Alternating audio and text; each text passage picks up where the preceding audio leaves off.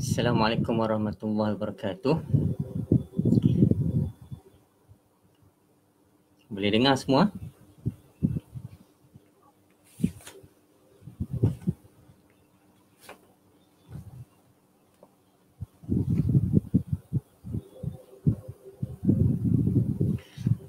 Baik, Assalamualaikum warahmatullahi wabarakatuh. Alhamdulillah wassalatu wassalamu ala Rasulillah wa ala alihi wa sahbihi ajma'in. Pada malam ini saya ingin berkongsi tentang kepentingan kepintaran kewangan ataupun financial intelligence dalam kehidupan. Saya ingin mulakan dengan satu kisah. Pernah tak kita dengar tentang kisah jutawan Felda L.B. Johnson ataupun jutawan Felda Sendayan? Kedua-duanya lebih kurang sama kisahnya. Pada satu ketika, ada pihak yang ingin membangunkan perancangan tertentu di tanah Felda L.B. Johnson ini. Maka para penduduk di kawasan tersebut diberikan pampasan yang besar untuk mereka menjual tanah mereka demi kegunaan pembangunan tersebut. Maka dengan tiba-tiba sebahagian besar penduduk di L.B. Johnson ini menjadi jutawan segera. Sebahagian daripada mereka ada yang berjaya menguruskan kewangan mereka dengan baik, tetapi pada masa yang sama ada juga sebahagian daripada mereka yang telah pun kehabisan wang yang mereka peroleh itu dalam masa beberapa tahun sahaja. Sedangkan wang yang mereka peroleh itu adalah bernilai sangat tinggi, melebihi 1 juta ringgit. Mengapa hal ini berlaku?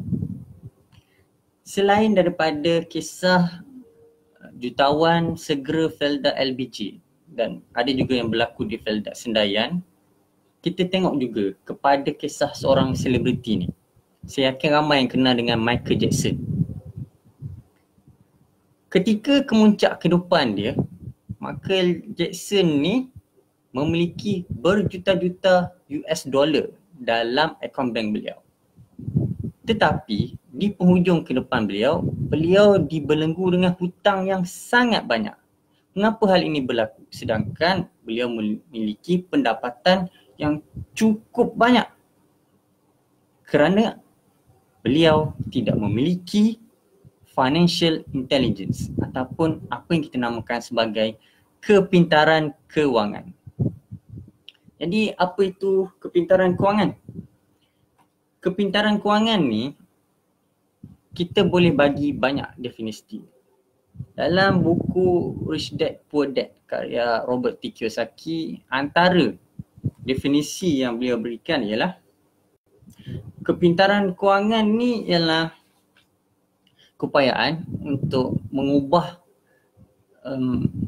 tunai menjadi aset yang menghasilkan tunai yang lain. Boleh juga kita kata bahawa kepintaran kewangan ni sebenarnya ialah satu keupayaan, kebolehan ataupun kepintaran seseorang itu untuk menguruskan kewangan dirinya secara bijaksana. Jadi suatu ketika dahulu ada satu teori dinamakan sebagai Theory of Multiple Intelligence. Teori ini dikemukakan oleh Howard Gardner. Howard Gardner mengatakan bahawa manusia ni bukan hanya memiliki satu kecerdasan. Manusia ni ada banyak kecerdasan. Kita boleh bersetuju ataupun tidak bersetuju dengan teori beliau. Ada juga yang tidak bersetuju dengan teori beliau. Tapi kita nak jadikan teori beliau ni sebagai satu asas. Howard Gardner kata, manusia ni ada beberapa jenis kepintaran. Antaranya ialah kepintaran muzik, kepintaran bahasa, kepintaran logik matematik, kepintaran kinestetik, kepintaran interpersonal, kepintaran intrapersonal, kepintaran visual ruang. Itu 7 yang asal lah. Kemudian ada lagi yang tambah kepintaran naturalist, ada juga yang tambah kepintaran spiritual. Jadi banyak kepintaran. Saya nak tambah satu lagi, iaitu kepintaran ke-10, iaitu kepintaran kewangan. Kepintaran kewangan ni ramai dah tokoh-tokoh yang bercakap tentangnya, tapi sebenarnya dia tak termasuk dalam teori propaganda ni ataupun mana-mana teori yang berkaitan multiple of intelligence ni. Saya yang tambah sekadar untuk memudahkan kefahaman kita tentang adanya keupayaan seseorang itu ataupun kebolehan seseorang itu untuk mengurus kewangan dengan baik yang dinamakan sebagai financial intelligence.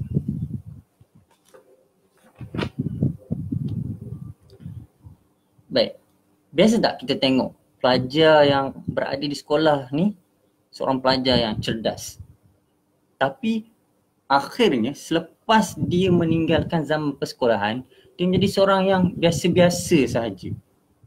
Mengapa perkara ini berlaku? Kita katakan bahawa setiap orang ni dia ada kebolehan dan kepintaran dia yang tersendiri.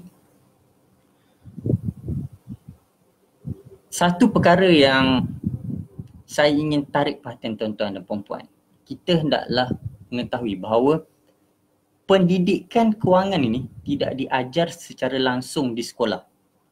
Kita tidak ada subjek yang dinamakan sebagai pendidikan kewangan di sekolah seperti subjek matematik, sains, bahasa Inggeris dan sebagainya. Oleh sebab subjek ini tidak diajar secara formal di sekolah, tapi diajar secara informal. Mungkin dalam prinsip akaun kita ada belajar, mungkin dalam kelab rakan sebaya misalnya kita ada belajar sedikit tentang kepintaran kewangan ataupun cara untuk menguruskan kewangan secara tidak formal, tetapi bukan secara formal. Maka ini menyebabkan apabila kita hendak belajar tentang pengurusan kewangan, kita terpaksa belajar dari sumber-sumber yang lain. Kita terpaksa membaca buku, kita terpaksa pergi kursus, kita terpaksa berguru dengan orang-orang yang mahir menguruskan tentang kewangan. Itulah sebabnya mengapa sebahagian pelajar ni, walaupun dia kelihatan pintar, mungkin dia ada kecerdasan logik matematik ataupun kecerdasan bahasa, tetapi mungkin dia tidak begitu mahir dalam bab menguruskan kewangan. Itu tidak apalah, rezeki masing-masing. Ada yang pintar bahagian ini, ada yang pintar bahagian itu dan sebagainya. Pada masa yang sama, tidak salah kalau kita gabungkan semuanya menjadi satu. Kita cuba untuk jadi pintar dalam matematik misalnya, pada masa yang sama kita cuba untuk menjadi seorang pelajar yang mahir dalam bidang kewangan.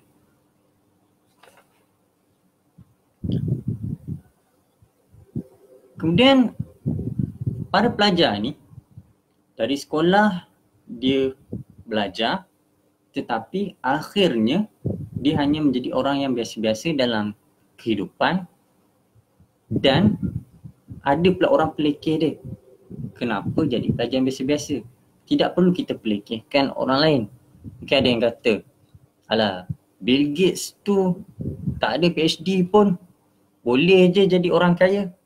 Pertama sekali, kita kena ketahui bahawa definisi kejayaan tu berbeza antara satu sama lain. Mungkin pelajar tu dia ada PhD walaupun dia tak kaya. Itu bahagian dia. Mungkin ada orang yang kaya tapi dia tidak ada PhD. Itu pun bahagian dia. Tapi pada masa yang sama tidak salah kalau dia ada PhD dan juga dia kaya dalam kehidupan dia. Malah saya ingin petik, kalau ada orang kata Bill Gates ni dia kaya je tapi tak ada ijazah. Sebenarnya ini dinamakan sebagai survivorship bias. Itu bias yang menyebabkan kita hanya menumpukan perhatian kepada segelintir kecil orang yang berjaya melepasi sesuatu halangan dan mengabaikan sebahagian besar orang yang tidak berjaya melepasi halangan tersebut. Antara berbilion orang di dalam dunia ini, berapa ramai orangnya seperti Bill Gates? Saya ingin petik kajian yang dilakukan oleh Jonathan Wai dan juga Hannah Rinderman. Mereka ni menjalankan kajian terhadap 11,745 orang yang dianggap sebagai berjaya. Daripada kajian tersebut, mereka mendapati bahawa 94% daripada orang-orang yang dianggap berjaya di dunia ini sekurang-kurangnya tamat pengajian di peringkat kolej ataupun di tempat pengajian elit.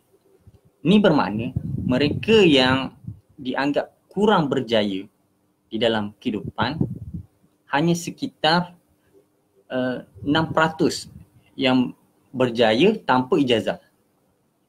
Maksudnya kalau dia ada ijazah, peluang dia untuk berjaya dalam kehidupan itu lebih besar berkali ganda berbanding dengan mereka yang tidak memiliki ijazah. Malahan sebenarnya Bill Gates pun dia ada ijazah. Dia ada ijazah doktor kehormat daripada Universiti Harvard. Maka tak benarlah kalau kata Bill Gates berjaya tanpa ijazah. Dia dapat juga ijazah sekurang-kurangnya, ijazah kehormat.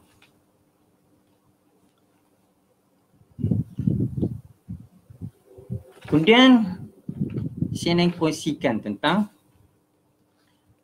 rat race ataupun perlumbaan tikus. Apa itu perlumbaan tikus? Pernah tak kita tengok tikus tu kita kurung di dalam satu tempat, kemudian nak ada satu roda bulatan, tempat tikus berlari tu. Biasa tengok yang dia berlari setempat. Itulah namakan perlumbaan tikus. Tikus tu berlari di dalam roda tu tetapi dia tidak ke mana-mana. Ini yang diambil simbolik bagi rat race ataupun perlumbaan tikus. Kemudian kita bandingkan dengan kehidupan kita yang sebenar. Dalam kehidupan sebenar, setelah kita belajar bersungguh-sungguh, maka kita pun dapat kerja. Kita dapat kerja, kita pergi kerja 8 pagi, balik 5 petang. Esoknya 8 pagi, balik 5 petang. Kemudian cukup bulan, dapat gaji. Dapat gaji, kita bayar itu, bayar ini adalah sedikit untuk kita simpan. Bulan depan, kita ulang balik proses tu. Kerja 8 pagi, 5 petang. 8 pagi, 5 petang. Kemudian cukup bulan dapat gaji, bayar hutang, tolak sana sini, ada sedikit simpan. Itu kalau ada simpanan. Kalau tak sempat simpan, hutang lebih lagi, pinjaman peribadi lagi, maka kehidupan ini kita lalui hampir, katakanlah kita kerja selama 30 tahun. Maka 30 tahun itu kita ulang alik dalam perlumbaan tikus ini ataupun rat race ini tanpa ada apa-apa visi untuk keluar daripada kehidupan ini. Itu yang kita namakan sebagai perlumbaan tikus ataupun rat race.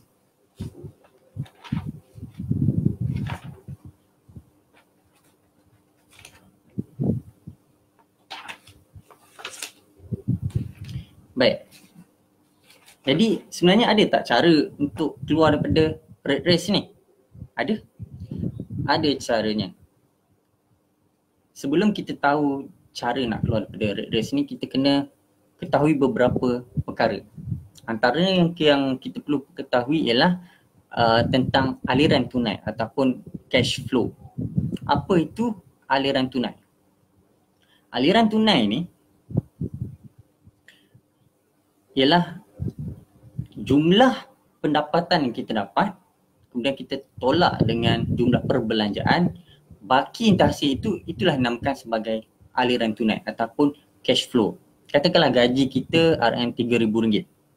Perbelanjaan kita pada bulan tersebut ialah RM2,500. Maka kita ada baki RM500. RM500 itulah aliran tunai ataupun cash flow yang kita ada setelah ditolak dengan perbelanjaan. Ada orang aliran cash flow dia ataupun aliran tunai dia positif. Ini kalau dia masih ada baki yang banyak selepas ditolak dengan perbelanjaan. Ada yang aliran tunai dia negatif. Tolak hutang sana, tolak hutang sini, hutang kereta, hutang peribadi, hutang PTPTN lagi. Akhirnya aliran tunai dia menjadi negatif disebabkan oleh kegagalan dia untuk menguruskan kewangan dengan baik. Maka pertama sekali kita perlu jadikan aliran tunai ini sebagai aliran yang positif. Macam mana nak jadikan aliran tunai ini sebagai aliran yang positif? Pertama sekali, kita kena tahu apa itu aset, apa itu liability. Aset ni apa-apa yang boleh menambahkan aliran tunai kita, manakala liability inilah apa-apa yang boleh mengurangkan aliran tunai kita. Contoh, kereta, aset atau liability. Kereta boleh jadi aset kalau dia menambahkan aliran tunai kita, dan dia juga boleh jadi liability kalau dia mengurangkan aliran tunai kita. Macam mana kita dapat aliran tunai yang positif dengan kereta? Misalnya kita beli kereta, kita sewakan. Orang bayar sewa tu kita dapat keuntungan, maka kita dapat aliran tunai yang positif. Ataupun sebaliknya, kita dapat kereta, lepas tu kita gunakan kereta tu dengan cara yang tak sepatutnya. Masalahnya, awal-awal lagi kita salah beli kereta yang tidak sesuai dengan kemampuan kewangan kita. Kereta ni sesuainya kalau kita beli dengan harga setahun gaji kita. Kalau contohnya gaji kita setahun RM3,000, sebulan RM3,000, setahun ada 12 darab 3, ada RM36,000. Maka itulah sepatutnya harga kereta yang sesuai untuk kita beli. Tapi kita beli mungkin harga kereta yang terlalu tinggi, lebih daripada kemampuan kewangan kita. Katakanlah harga kereta ni kita beli sehingga menjangkau 50% gaji kita. Ini contoh Kereta ni dia ada kos tersembunyi. Bukan sahaja hanya harga kereta. Kita ambil kira tentang kos minyak. Kemudian kita kena ambil kira kos cukai jalan. Kemudian kos penyelenggaraan, kos tol dan sebagainya. Jadi setiap bulan kereta ni, kalau kita beli kereta yang tidak sesuai dengan kemampuan kewangan kita, maka dia akan menyebabkan kereta itu menjadi liability kita. Saya ambil contoh. Katalah kos kereta tu setelah kita tambah tolak dengan minyak, cukai jalan dan sebagainya, pembelian dan sebagainya. Katakanlah tiap-tiap bulan kita kena bayar ataupun kita kena habiskan 50% daripada gaji kita untuk membayar kereta. Maka kalau kita kerja daripada 9 pagi hingga 6 petang, seolah-olah ni kita kerja daripada jam 9 pagi hingga 1 petang itu hanya untuk membayar kereta. Kalau kita kerja daripada 1 hari bulan hingga 30 hari bulan, seolah-olahnya kita bekerja dari 1 hari bulan hingga 15 hari bulan hanya untuk membayar kereta. Kalau setahun tu ada 12 bulan, kita kerja dari Januari hingga Jun semata-mata untuk membayar kos kereta tadi. Kalau 30 tahun kita kerja dan perkara tu berlaku, daripada 30 tahun itu 15 tahun kita gunakan untuk membayar kereta saja. Sekiranya hal ini kita lakukan dengan membeli kereta yang tidak sepadan dengan kemampuan kewangan kita. Baik, tadi tentang aliran tunai. Pertama sekali kita perlu pastikan aliran tunai kita positif. Maka kita kena amalkan 2 formula yang mudah saja. 1, tambahkan pendapatan. 2, kurangkan perbelanjaan. Kita bezakan antara keperluan dengan kehendak.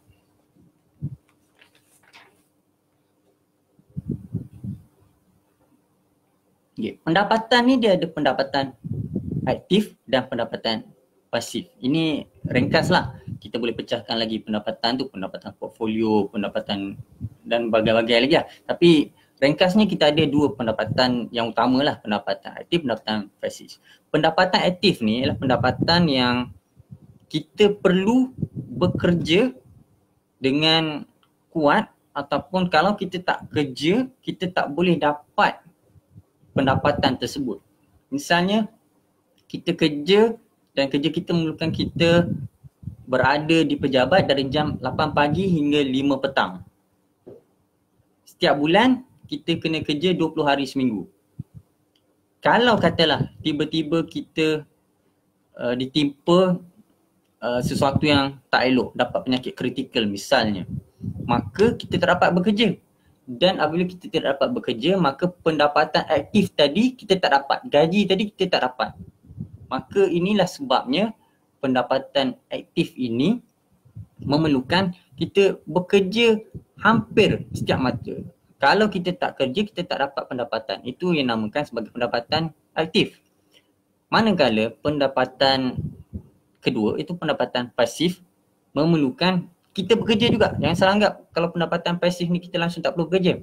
Kita perlu juga bekerja. Mungkin di awal-awalnya kita perlu bekerja untuk memastikan kelangsungan pendapatan tersebut. Tetapi selepas itu, selepas melakukan beberapa kerja yang minima dan diperlukan itu, maka sebab itu kita dapat menikmati hasil pendapatan pasif tersebut secara berterusan.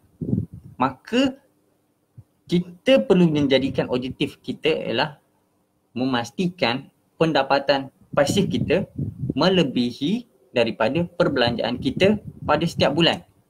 Kalau kita berjaya melakukan hal tersebut, maka kita tidak perlu lagi bergantung kepada pendapatan aktif. Barulah kita boleh mencapai apa yang dinamakan sebagai kebebasan kewangan. Macam mana mula-mula nak pastikan bahawa kita dapat mengekalkan aliran tunai tadi? Katalah kita ada pendapatan tersebut, kita dah ada pendapatan aktif, pendapatan pasif dan sebagainya.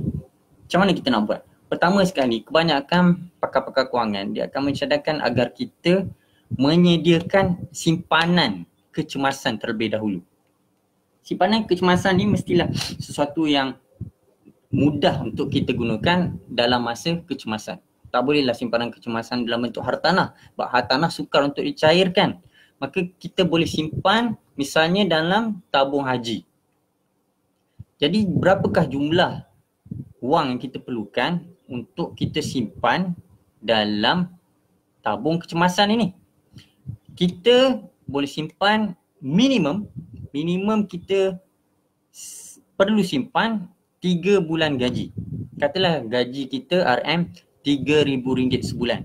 Maka kita perlu pastikan dana kita dalam simpanan kecemasan ini ada lebih kurang 3 darab 3 ialah RM9,000.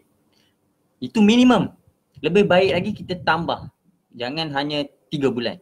Dana kecemasan ni kita mungkin boleh buat untuk 6 bulan gaji, 9 bulan gaji ataupun setahun gaji. Itu lebih banyak, lebih bagus. Jadi hal ini perlukan dalam masa mungkin setahun ataupun 2 tahun untuk kita kumpul, dapat duit, dapat aliran tunai, masukkan dalam simpanan kecemasan.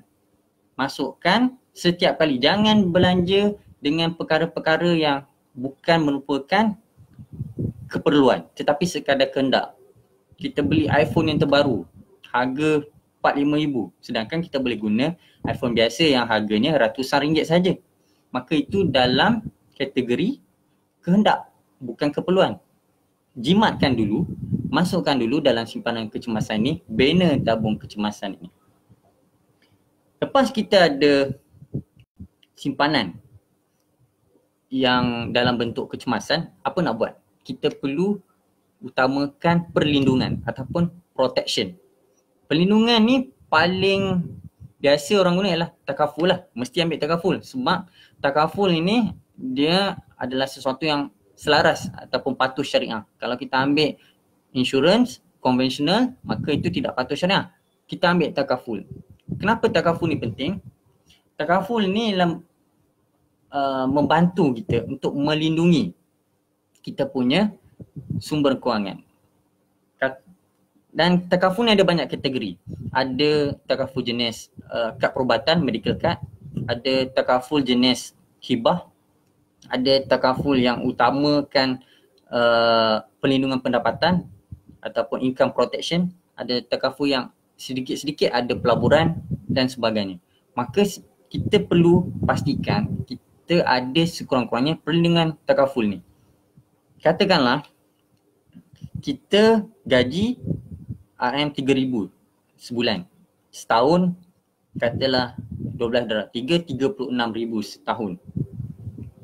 Katakan kita mendapat penyakit kritikal, kita tak dapat kerja sebab kita telah pun terlantar sakit. Maka pentingnya kalau kita telah pun melanggan ataupun mencarum dalam takaful yang memiliki perlindungan pendapatan. Perlindungan pendapatan dapat menggantikan gaji yang sepatutnya kita dapat semasa kita terlantar dalam kesakitan. Okay. Yang ini kita akan bahas secara terperinci dalam sesi yang lain. Saya cuma nak bagi tahu di sini tentang kepentingan kenapa kita perlu ada takaful. Dan takaful ni ada banyak jenis. Mungkin kita ataupun tuan-tuan dan puan-puan boleh berjumpa dengan pemberian takaful yang bersesuaian untuk memastikan apakah takaful yang sesuai dengan tuan-tuan dan puan-puan. Saya bukan ejen takaful ya.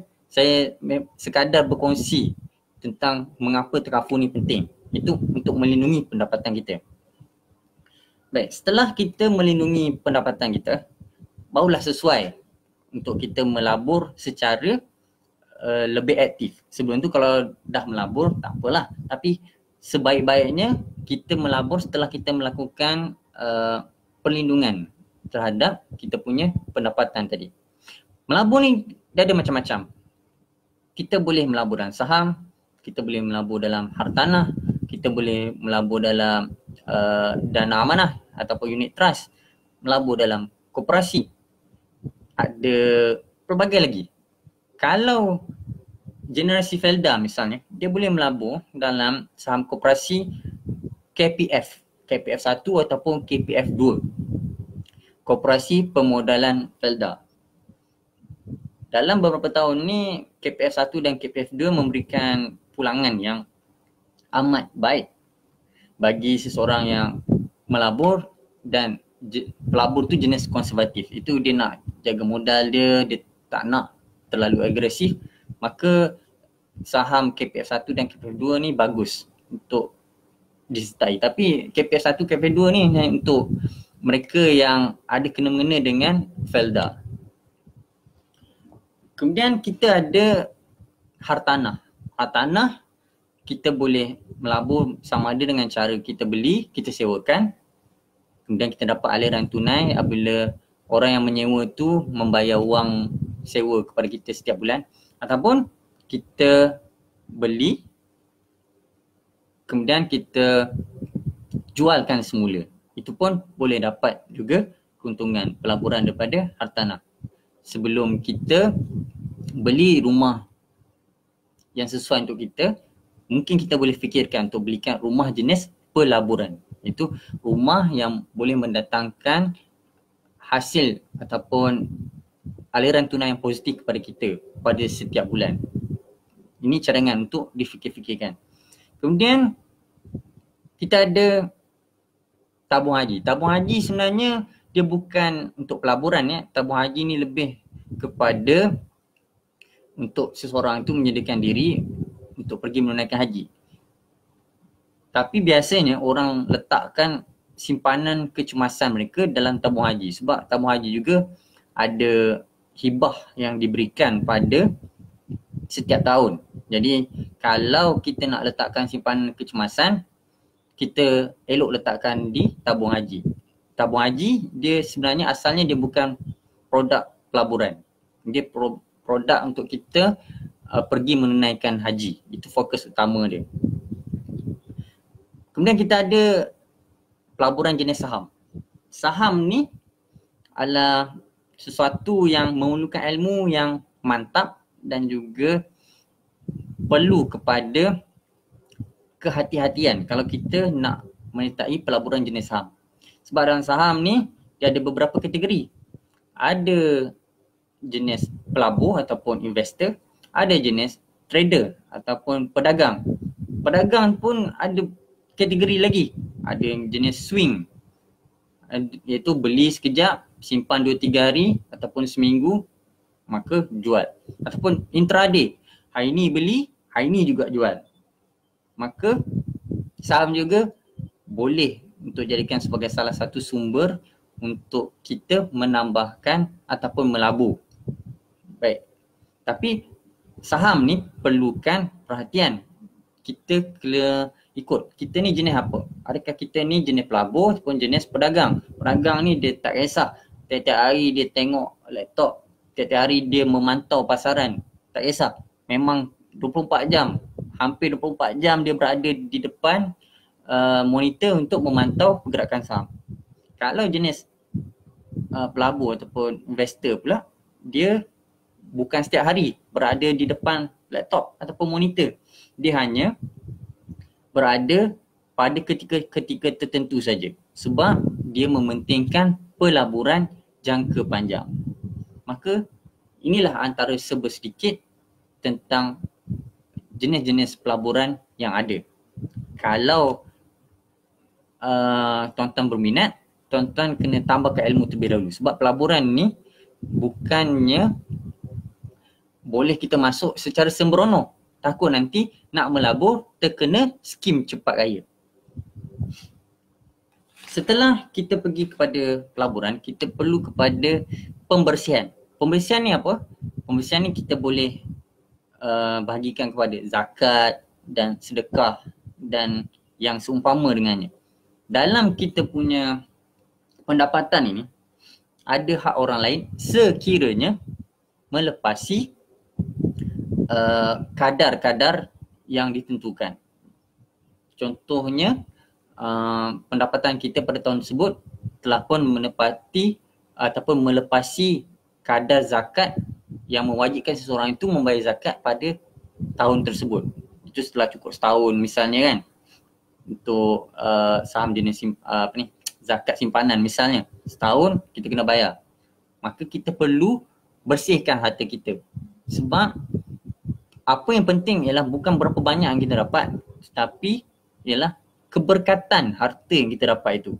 Kalau kita dapat tapi kita tak bayar zakat, maka harta kita itu tidak dibersihkan. Maka adakah harta itu yang terkandung dalamnya hak orang lain akan dapat menjadi sesuatu yang berkat dalam kehidupan kita. Baik, itu bahagian penyucian. Seterusnya kita ada bahagian pengagihan. Pengagihan ni dia ada hibah, dia ada wasiat. Hibah ni dia diberikan suatu seseorang tu masih hidup. Misalnya seorang tu beritahu, saya hibahkan rumah ini kepada awak. Maka hibah tu berlaku semasa masih hidup. Wasiat ni berlaku setelah meninggal dunia. Misalnya seorang tu melakukan wasiat, dia kata rumah ini saya ingin wasiatkan untuk jadi tempat anak-anak yatim misalnya. Maka wasiat tu berlaku selepas orang yang melakukan wasiat itu meninggal dunia. Maka ini pun perlu kita rancang lebih awal sebab kita tak tahu apa yang akan berlaku pada kita pada keesokan hari. Mungkin hari ni kita sihat, esok lusa kita belum tahu lagi apa yang akan berlaku. Maka elok kita rancang benda itu lebih awal.